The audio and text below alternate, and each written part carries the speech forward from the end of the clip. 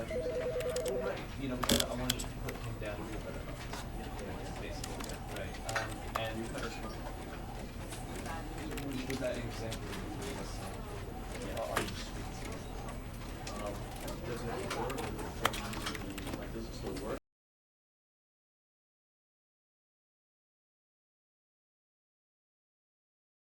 This is the story of a man named Stanley. Stanley worked for a company in a big building where he was employee number 427. Employee number 427's job was simple. He sat at his desk in room 427 and he pushed buttons on a keyboard.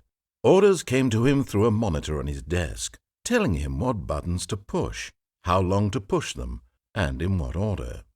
This is what employee 427 did every day of every month of every year. And although others might have considered it soul-rending, Stanley relished every moment that the orders came in, as though he had been made exactly for this job. And Stanley was happy.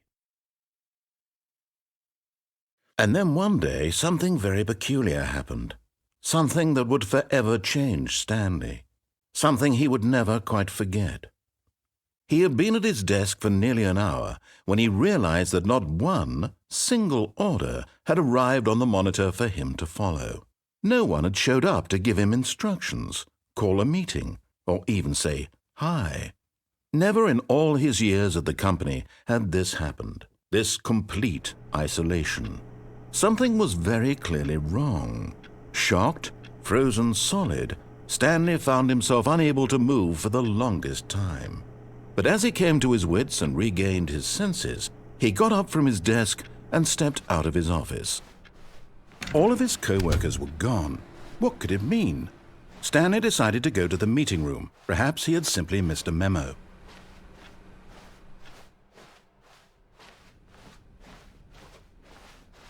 When Stanley came to a set of 2 open doors, he entered the door on his left.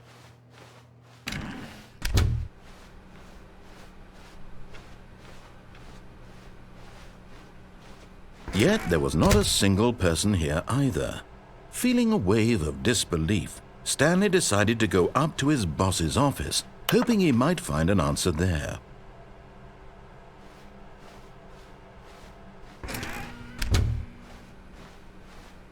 Coming to a staircase, Stanley walked upstairs to his boss's office.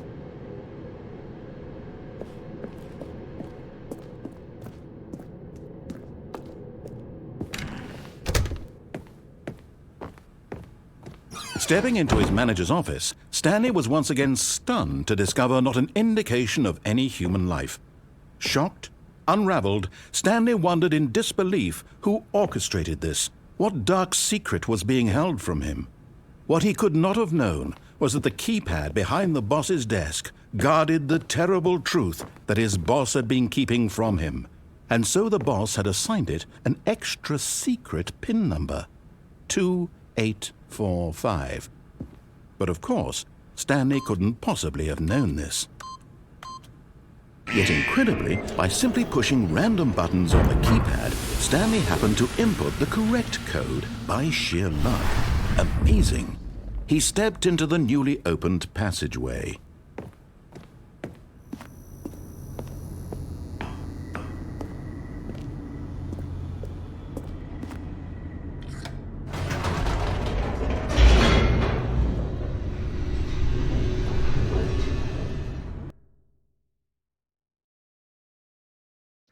Descending deeper into the building, Stanley realized he felt a bit peculiar.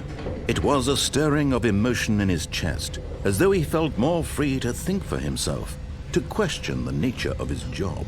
Why did he feel this now, when for years it had never occurred to him? This question would not go unanswered for long.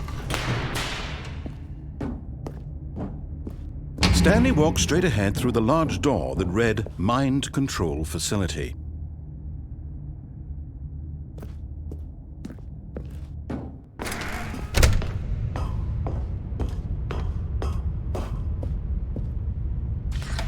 The lights rose on an enormous room packed with television screens. What horrible secret did this place hold? Stanley thought to himself. Did he have the strength to find out?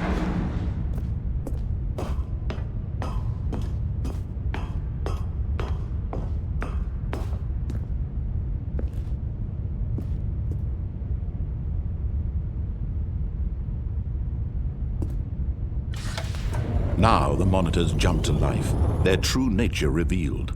Each bore the number of an employee in the building, Stanley's co-workers.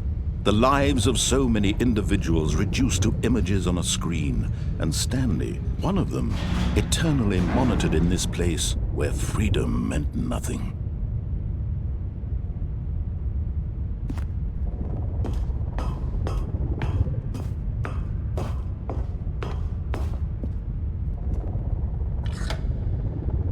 This mind control facility, it was too horrible to believe. It couldn't be true. Had Stanley really been under someone's control all this time? Was this the only reason he was happy with his boring job? That his emotions had been manipulated to accept it blindly? No, he refused to believe it. He couldn't accept it. His own life in someone else's control? Never! It was unthinkable. Wasn't it? Was it even possible?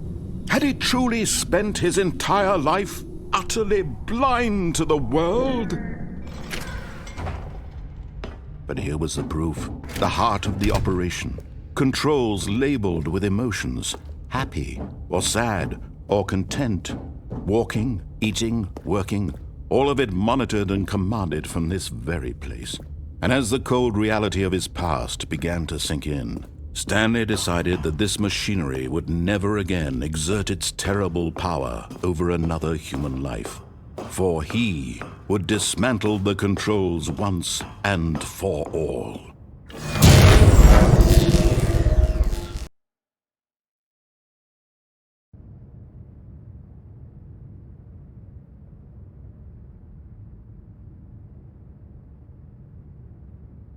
Blackness and a rising chill of uncertainty. Was it over? Yes! He had won! He had defeated the machine, unshackled himself from someone else's command. Freedom was mere moments away. And yet, even as the immense door slowly opened, Stanley reflected on how many puzzles still lay unsolved. Where had his co-workers gone? How had he been freed from the machine's grasp? What other mysteries did this strange building hold? But as sunlight streamed into the chamber, he realized none of this mattered to him, for it was not knowledge or even power that he had been seeking, but happiness. Perhaps his goal had not been to understand, but to let go. No longer would anyone tell him where to go, what to do, or how to feel. Whatever life he lives, it will be his. And that was all he needed to know. It was perhaps the only thing worth knowing. Stanley stepped through the open door. Stanley felt the cool breeze upon his skin, the feeling of liberation, the immense possibility of the new path before him.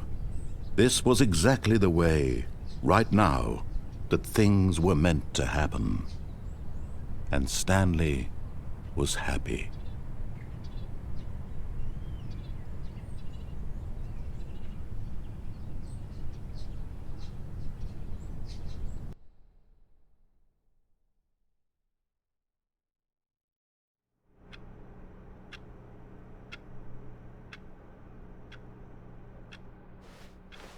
All of his co-workers were gone. What could it mean? Stanley decided to go to the meeting room. Perhaps he had simply missed a memo.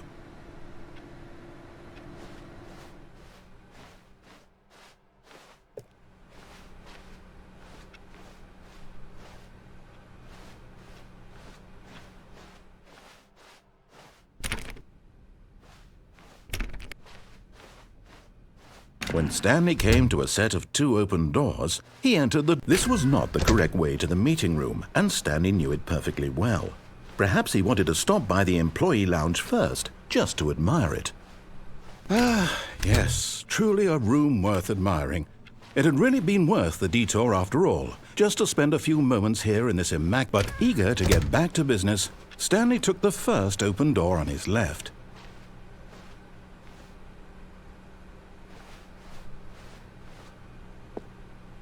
Stanley was so bad at following directions, it's incredible he wasn't fired years ago. Look, Stanley, I think perhaps we've gotten off on the wrong foot here. I'm not your enemy, really, I'm not. I realize that investing your trust in someone else can be difficult, but the fact is that the story has been about nothing but you all this time. There's someone you've been neglecting, Stanley. Someone you've forgotten about. What? Really? I was in the middle of something. Do you have zero consideration for others? Are you that convinced that I want something bad to happen to you? Why, I don't know how to convince you of this, but I really do want to help you, to show you something beautiful. Look, let me prove it. Let me prove that I'm on your side. Give me a chance. Now listen carefully, this is important. Stanley walked through the red door.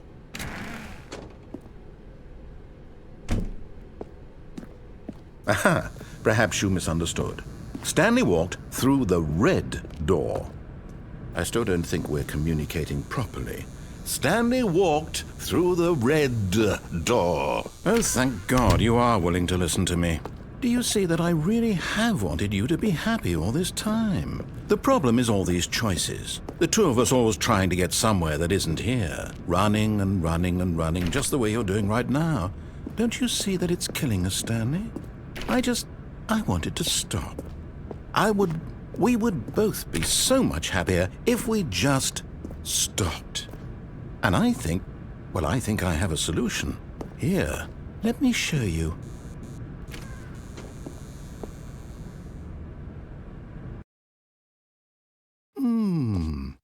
What do we want? What are we looking for? Here. Yes. Oh, it's beautiful, isn't it? If we just stay right here, right in this... No, wait. Where are you going? Oh, no. Stay away from those stairs. If you hurt yourself, if you die, the game will reset.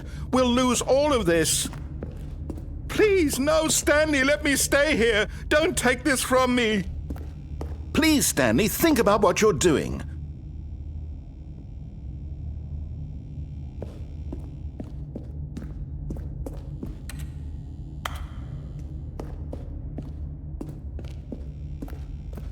No! Oh, thank God you lived. You had me worried there for a moment. No, what are you doing, Stanley? Please, I'm asking you not to take this away from me. I can't go back to what I was before. If you die, we'll both go back. Why are you doing this? Stanley, let's go back to the other room. Can you do that for me? My God, is this really how much you dislike my game? That you'll throw yourself from this platform over and over to be rid of it? You are literally willing to kill yourself to keep me from being happy. Am I reading the situation correctly? Or maybe you're just getting a kick out of it. I don't know anymore. I just wanted us to get along. But I guess that was too much to ask. It looks like you wanted to make a choice after all. Well, this one is yours.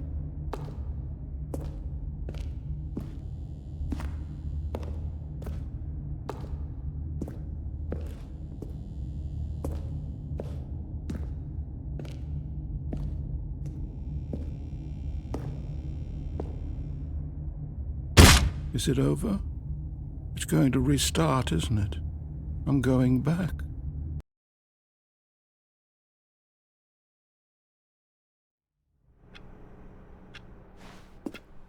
All of his co-workers were gone. What could it mean? Stanley decided to go to the meeting room. Perhaps he had simply missed a memo.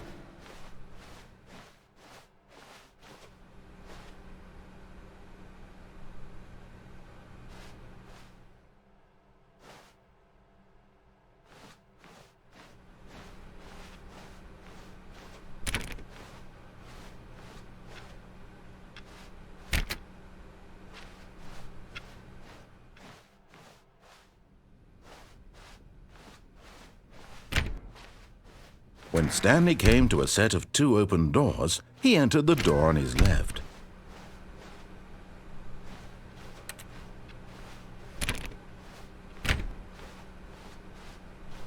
Yet there was not a single person here either.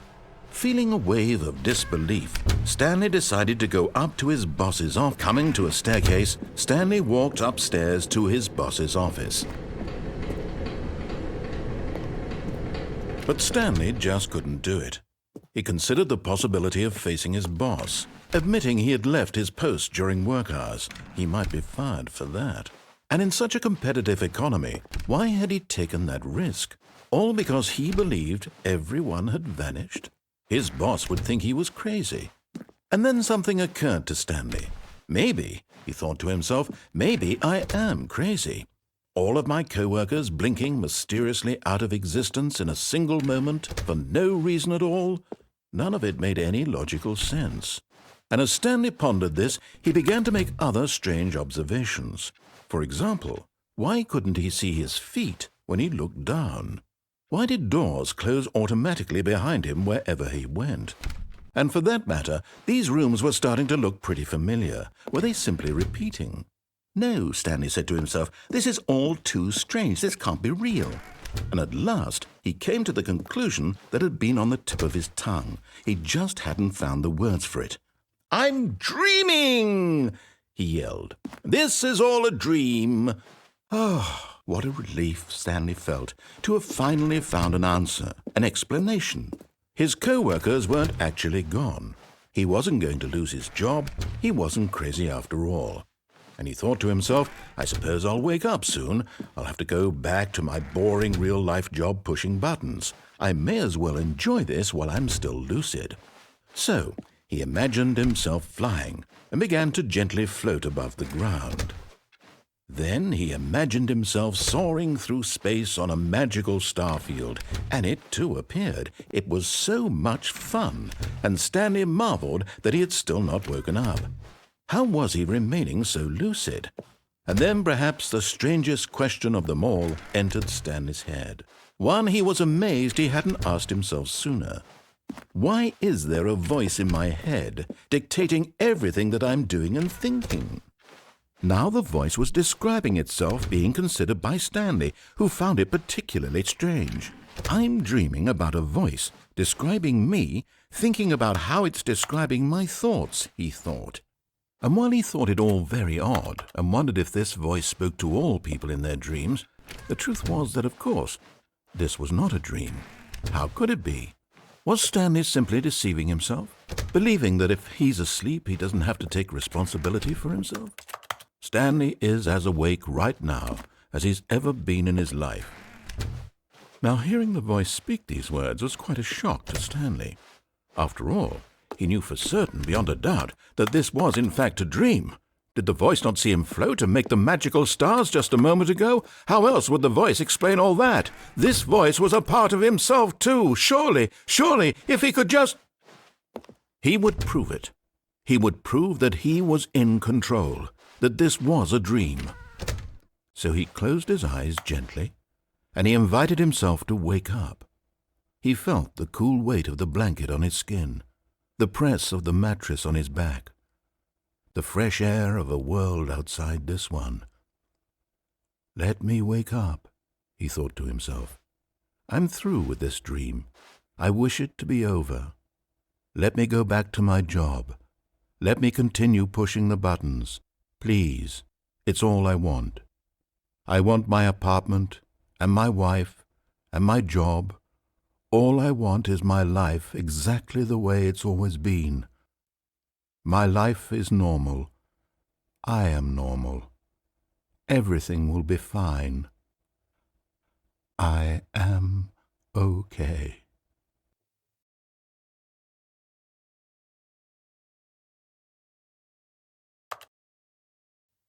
Stanley began screaming. Please, someone, wake me up. My name is Stanley. I have a boss. I have an office. I am real. Please, just someone tell me I am real. I must be real. I must be. Can anyone hear my voice? Who am I? Who am I? And everything went black.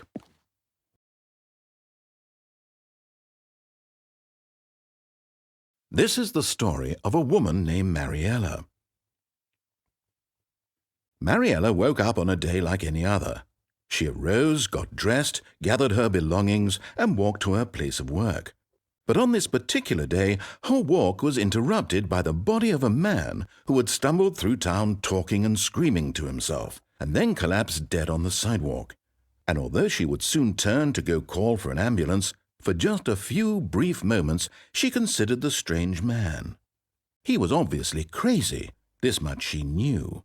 Everyone knows what crazy people look like. And in that moment she thought to herself how lucky she was to be normal. I am sane. I am in control of my mind. I know what is real and what isn't. It was comforting to think this, and in a certain way seeing this man made her feel better. But then she remembered the meeting she had scheduled for that day, the very important people whose impressions of her would affect her career, and by extension, the rest of her life.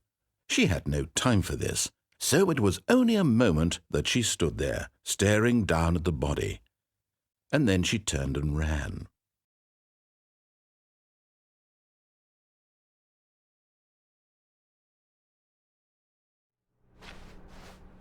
All of his co-workers were gone. What could it mean? Stanley decided to go to the meeting room. Perhaps he had simply missed a memo.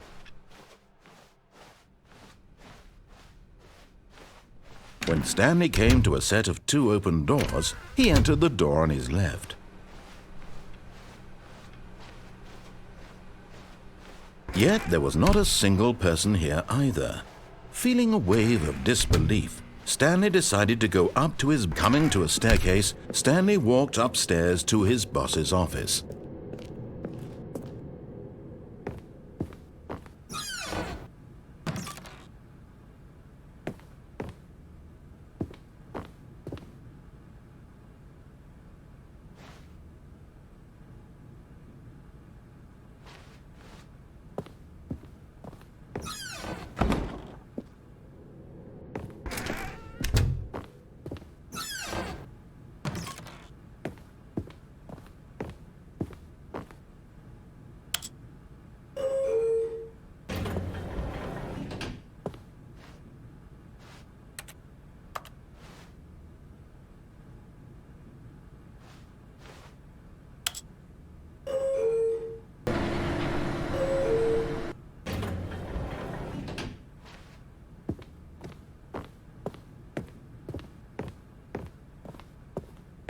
Stepping into his manager's office, Stanley was once again stunned to discover not an indication of any human life. What could it mean? Stanley wondered aloud to nobody. He began wildly tearing through papers on the boss's desk, pulling books off the shelf, looking behind paintings, desperate for clues to his situation. But his attention was caught by a keypad behind the boss's desk. What could its purpose be? In fact, this keypad guarded the terrible secret that lay buried below his feet. And so the boss had assigned it an extra secret PIN number, 2845. But of course, Stanley couldn't possibly have known this. Yet incredibly, by simply pushing random buttons on the keypad, Stanley happened to input the correct code by sheer luck. Amazing. He stepped into the newly opened passageway.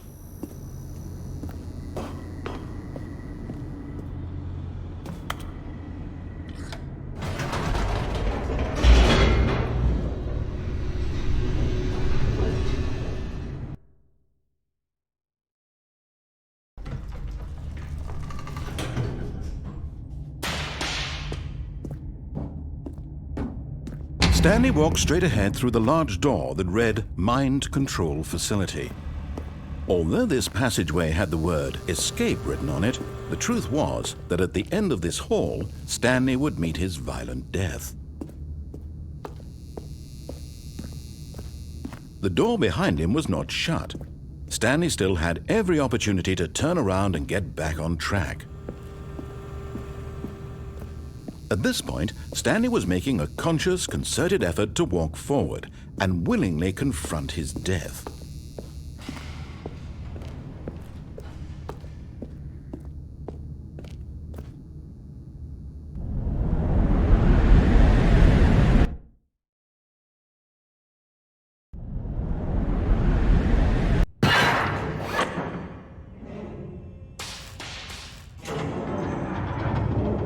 As the machine whirred into motion and Stanley was inched closer and closer to his demise, he reflected that his life had been of no consequence whatsoever.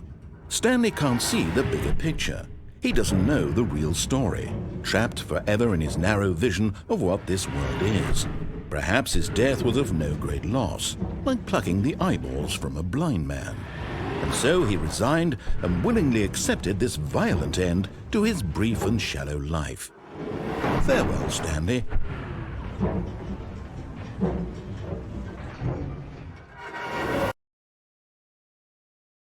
"Farewell, Stanley," cried the narrator, as Stanley was led helplessly into the enormous metal jaws. In a single visceral instant, Stanley was obliterated as the machine crushed every bone in his body, killing him instantly.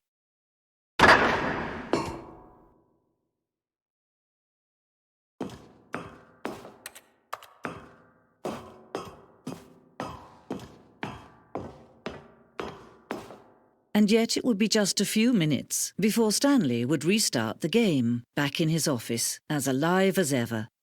What exactly did the narrator think he was going to accomplish? When every path you can walk has been created for you long in advance, death becomes meaningless, making life the same. Do you see now? Do you see that Stanley was already dead from the moment he hit start?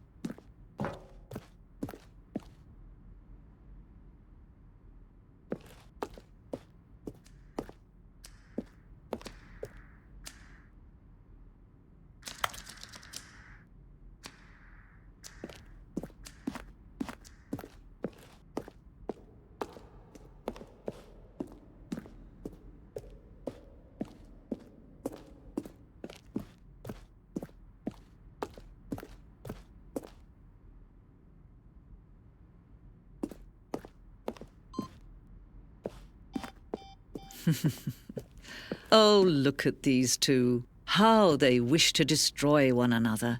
How they wish to control one another. How they both wish to be free. Can you see? Can you see how much they need one another?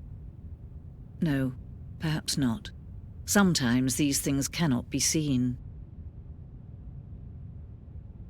But listen to me. You can still save these two. You can stop the program before they both fail. Push escape and press quit. There's no other way to beat this game. As long as you move forward, you'll be walking someone else's path. Stop now and it'll be your only true choice. Whatever you do, choose it. Don't let time choose for you. Don't let...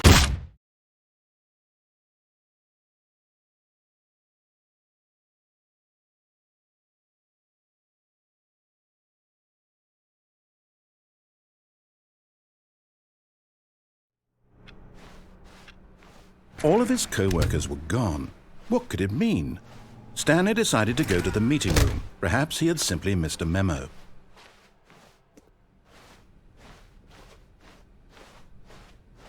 When Stanley came to a set of 2 open doors, he entered the door on his left. Yet there was not a single person here either. Feeling a wave of disbelief, Stanley decided to go up to his boss's office. Coming to a staircase, Stanley walked upstairs to his boss's office.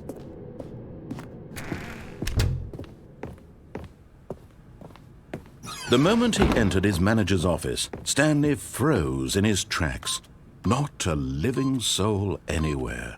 Could he really be all alone? This was too much for Stanley to take. Too much for any man to take. He fell to his knees. bursting into half moans, half sobs, the guttural retching of life from a man denied any hope, any reason to keep going. Here on the floor he lay prone, paralyzed by fear for nearly a full hour. But when at last he began to move about and survey the situation, he found a keypad behind the boss's desk. What could it mean? Was it a sign of hope for Stanley's future? Alas, it was not. For although this keypad guarded the terrible secret of Stanley's past, it had been assigned a 4-digit code so devious and so random that no man could ever hope to guess it.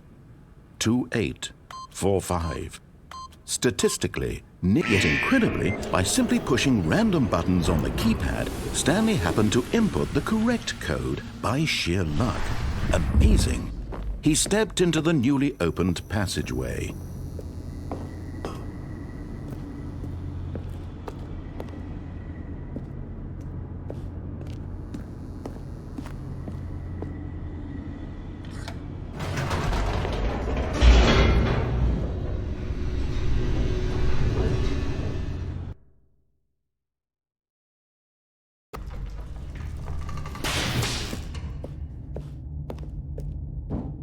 Stanley walked straight ahead through the large door that read Mind Control Facility.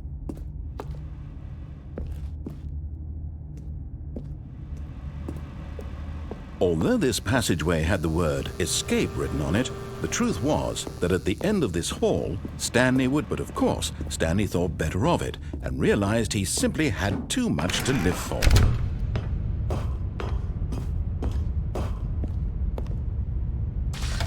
The lights rose on an enormous room packed with television screens. What horrible secret did this place hold? Stanley thought to himself. Did he have the strength to find out?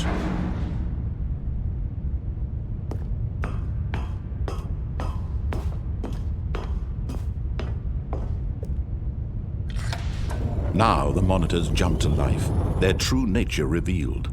Each bore the number of an employee in the building. Stanley's co-workers, the lives of so many individuals reduced to images on a screen, and Stanley, one of them, eternally monitored in this place where freedom meant nothing.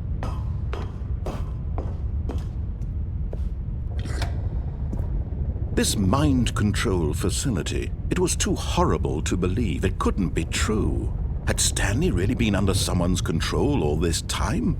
Was this the only reason he was happy with his boring job? That his emotions had been manipulated to accept it blindly? No, he refused to believe it. He couldn't accept it. His own life in someone else's control? Never! It was unthinkable, wasn't it? Was it even possible? Had he truly spent his entire life utterly blind to the world? But here was the proof, the heart of the operation. Controls labeled with emotions, happy or sad or content. Walking, eating, working, all of it monitored and commanded from this very place. And as the cold reality of his past began to sink in, Stanley decided that this machinery would never again exert its terrible power over another human life. For he would dismantle the controls once and for all.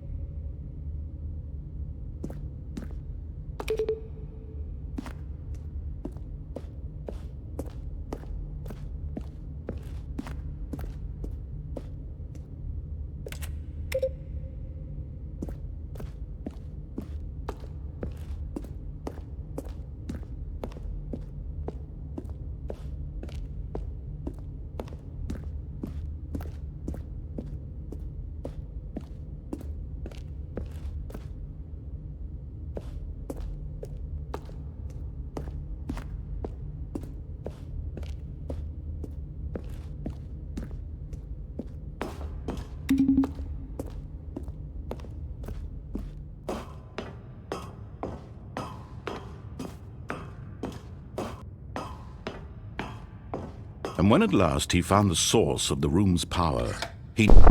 Oh, Stanley, you didn't just activate the controls, did you? After they kept you enslaved all these years, you go and you try to take control of the machine for yourself. Is that what you wanted? Control?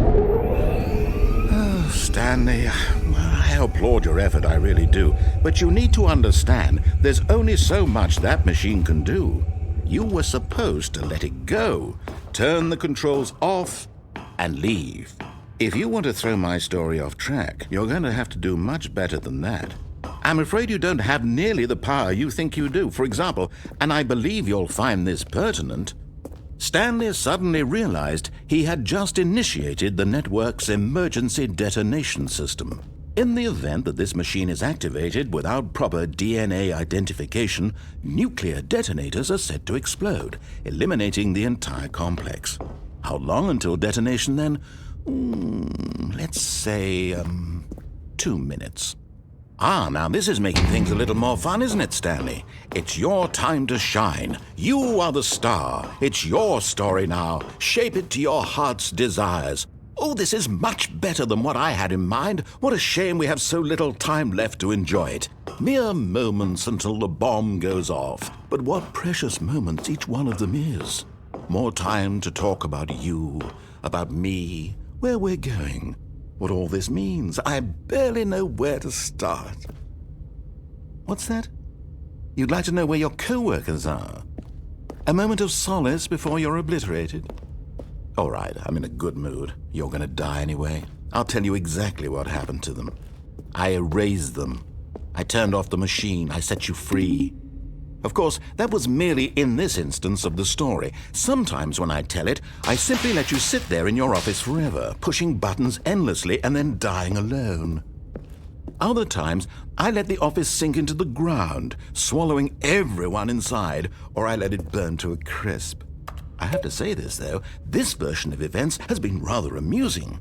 Watching you try to make sense of everything and take back the control wrested away from you, it's quite rich. I almost hate to see it go. But I'm sure whatever I come up with on the next go-around will be even better. My goodness, only 34 seconds left. But I'm enjoying this so much. You know what? To hell with it. I'm going to put some extra time on the clock. Why not? These are precious additional seconds, Stanley. Time doesn't grow on trees. Oh, dear me, what's the matter, Stanley? Is it that you have no idea where you're going or what you're supposed to be doing right now? Or did you just assume when you saw that timer that something in this room was capable of turning it off? I mean, look at you. Running from button to button, screen to screen, clicking on every little thing in this room. These numbered buttons, no, these colored ones. Or maybe this big red button, or this door. Everything, anything, something here will save me.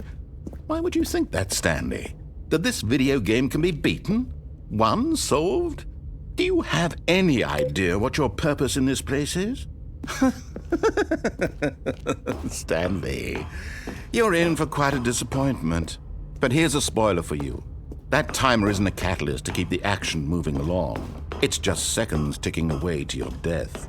You're only still playing instead of watching a cutscene because I want to watch you for every moment that you're powerless. To see you made humble. This is not a challenge. It's a tragedy. You wanted to control this world, that's fine. But I'm going to destroy it first, so you can't. Take a look at the clock, Stanley. That's 30 seconds you have left to struggle. 30 seconds until a big boom and then nothing. No ending here, just you being blown to pieces. Will you cling desperately to your frail life, or will you let it go peacefully? Another choice. Make it count. Or don't. It's all the same to me, all a part of the joke. And believe me, I will be laughing at every second of your inevitable life from the moment we fade in until the moment I say, happily ever after.